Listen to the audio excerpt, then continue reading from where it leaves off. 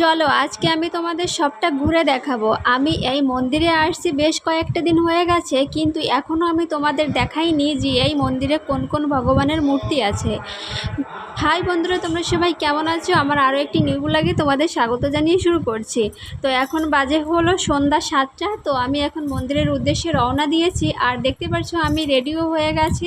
আর এসেই দেখি যে মন্দিরে পূজা শুরু হয়ে গেছে।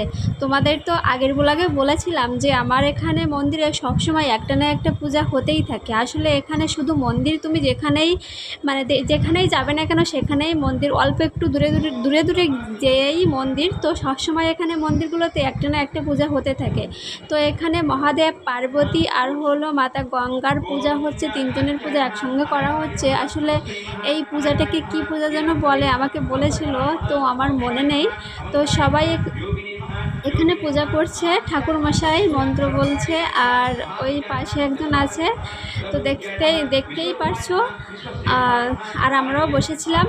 তো চলো এখন আমি তোমাদের মন্দিরটা ঘুরে দেখাচ্ছি। ওটা দেখতে পাচ্ছ, ওটা হলো সদর দরজা মন্দিরের।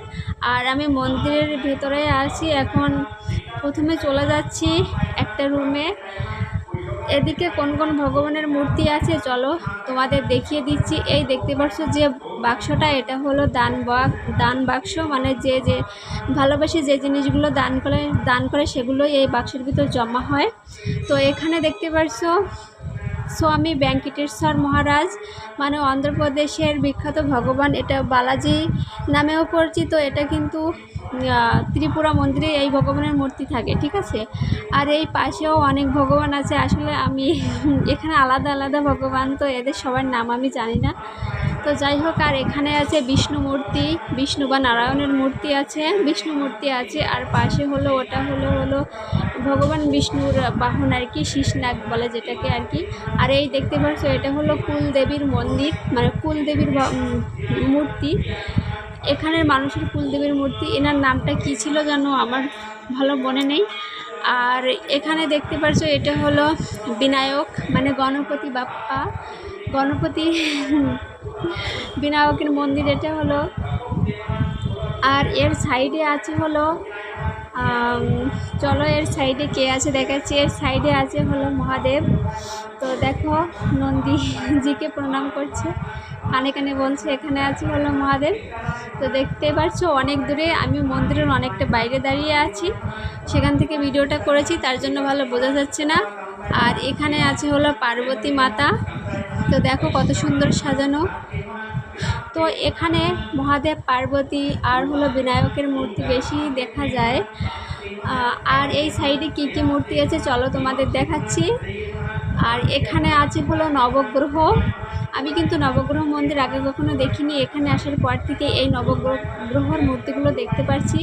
এখানে যেখানেই মহাদেবের মূর্তি আছে সেখানেই নবগ্রহ থাকবে, তাই থাকবে। সবাই প্রণাম করছে, আর আমার আগে প্রণাম করা হয়ে গেছে, তারপর আমি এই ভিডিওটা করেছি। আর এখানে ঠাকুরমশাইরা বসে আছে। আর এটাও দেখো মহাদেবের মন্দির। আর এই সামনে আছে যজ্ঞ রাখা, হোমের যজ্ঞ করার যজ্ঞকুণ্ড আর কি।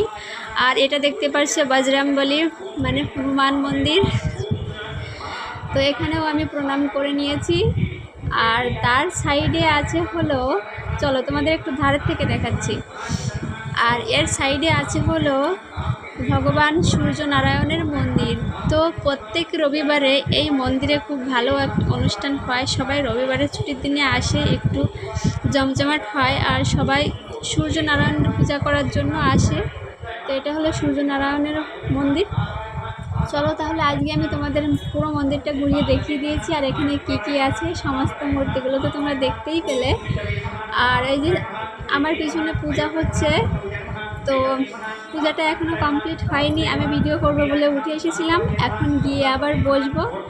তারপর পূজাটা কমপ্লিট হলে প্রসাদ নিয়ে বাড়ি চলে যাব। তো বন্ধুরা আজকের মতো এই পর্যন্তই ছিল ব্লগটা। ভালো লাগলে লাইক শেয়ার করে পাশেই